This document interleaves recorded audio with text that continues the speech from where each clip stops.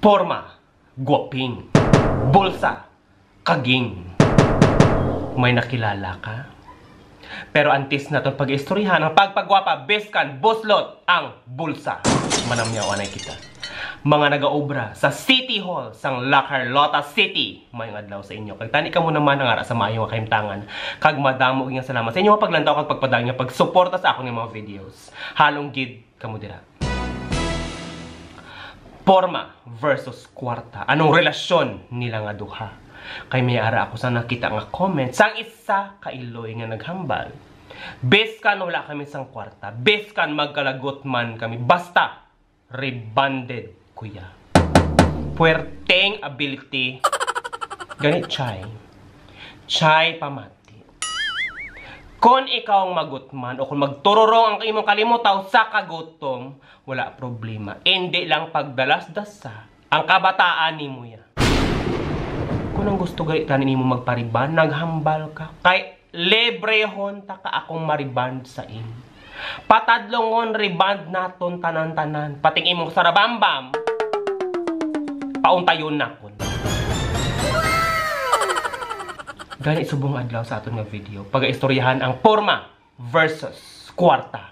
Una, nga eksena. May kwarta. Nami pang pormada. Tumalagsahon nga tinuga. Blessed ang tawag sa iya. Buot siningon, hayahay ang buhay. Walay problema. Ikaduha nga eksena. Wala ka na sang kwarta. Wala ka pa porma. Te, gapamangkot ka pa kung nga hasta subong single ka pa. Kay wala ikaw kwarta. Wala problema kung wala ikaw kwarta. Pero kung nagalalaway ka, inang dako nga problema. Ikatatlo nga eksena. Wala sang kwarta, pero pormada. Madamo sang makarelate nga mga OFW o kung mga breadwinner sang pamilya. Kay kada pagkabaton sang sweldo, ipadala. Gani.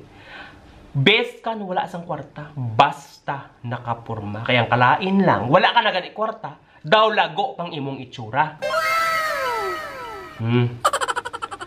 Ang hindi maayo sa relasyon sang porma kag kwarta amo ni.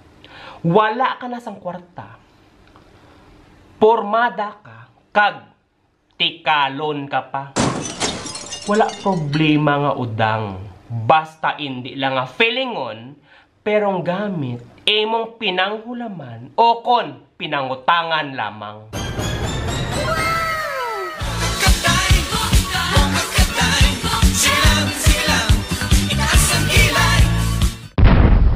Gani no gagid pagwapa, no gagid pormada. Kay kung magwa kita o kung magkaon kita sa gwa, ang imong inorder, amutan pa namon, nami katangkugoon.